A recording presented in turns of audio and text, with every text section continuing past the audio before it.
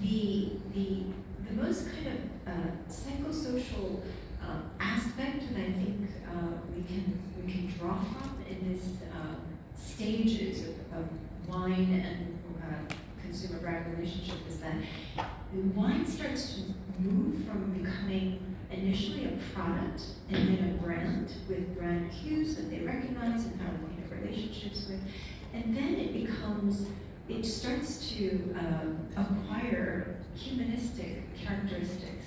And there were so many people who, when they reached almost like a 10-year marker in relationship with fine wines, they referred to the wine as a friend, or even there was a very serious female wine collector who said, wine is my boyfriend, and they're the best kind of boyfriend. You don't talk back, they do what I say, I can pick and choose what I like, and so she was really quite passionate and attached to specific brands, and it really had this sort of friendship and relationship type of format when it came to that point. But then there came another part where then the wine acquired another characteristic, which became like a collectible, an art form, an experience, something transcendental. And this is when you see that wine is moving from a purely utilitarian functional role to a really a psychosocial part of your entire being, a kind of self-identity where you relate to wine brands in a really deep way. So that's one kind of background into the insight. But I think now with COVID and the changing dynamics of how we consume and how we buy, the biggest change that we've seen over the last several years is that because wine is no longer consumed in a social setting, and in the Chinese community, these social tribes, what I called wine tribes, which is very different from wine communities and societies.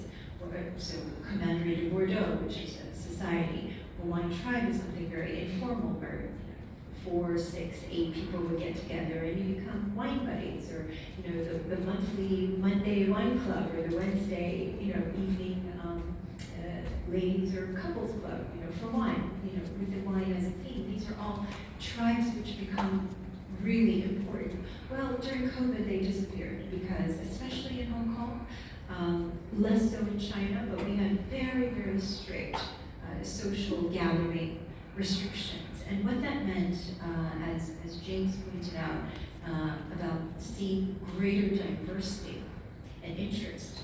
Well, when the social and the wine tribes play less of an influence in what you buy and how you consume, it means the wine choices you make reduce in terms of the risk involved in bringing a wine to show face, or because of business reasons you want to bring certain brands that people recognize, and all of that sort of became less important during COVID. And what that meant is that people were exploring more and really discovering their own palate first, and second, also being more adventurous and feeling that, I can just enjoy this at home, and I will see if it's something I want to impress my friends with.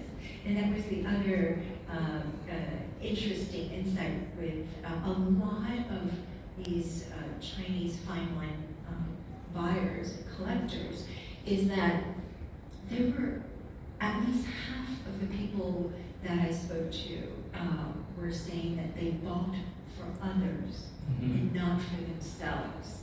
And then when you think about it, well, is that an investment?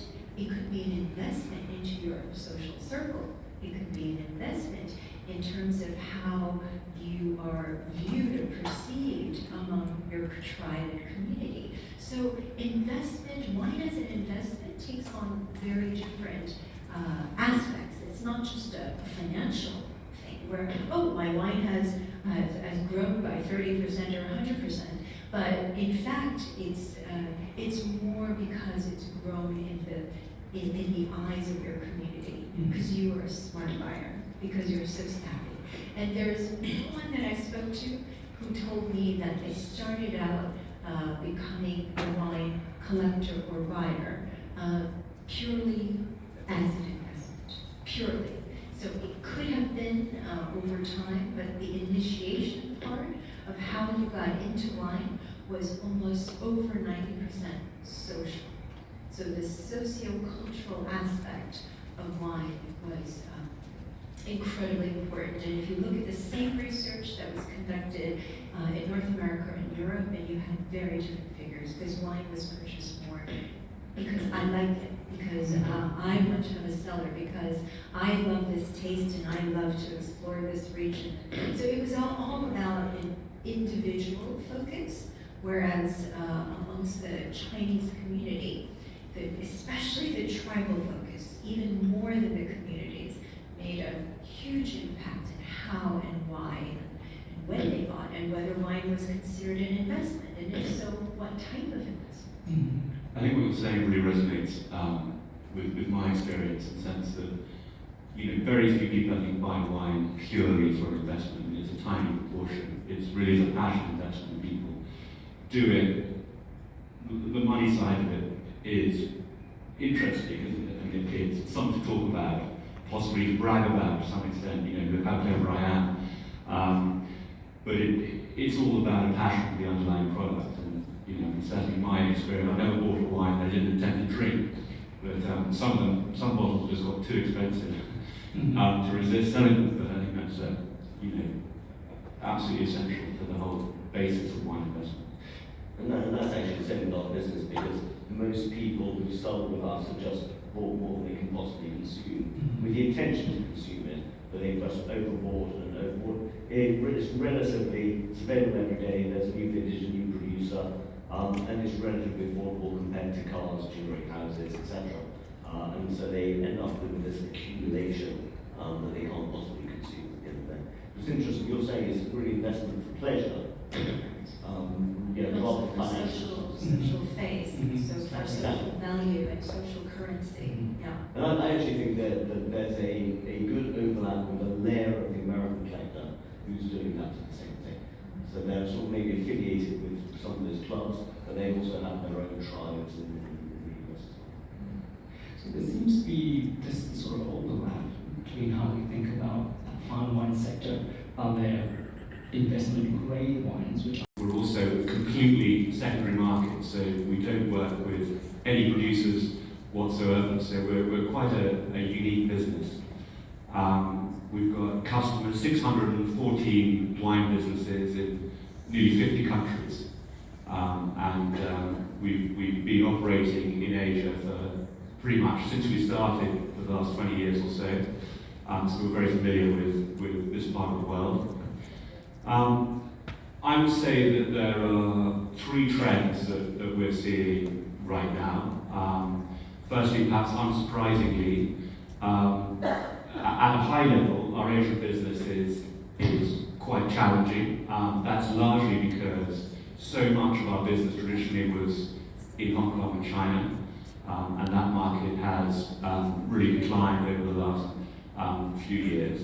But the happy news is we are seeing a lot of growth here in Singapore and also in Japan, and we've got developing opportunities in South Korea and elsewhere in Southeast Asia. First base of wines that we're trading on Livex. 10 years ago, our market was very, very red Bordeaux based, particularly in Asia.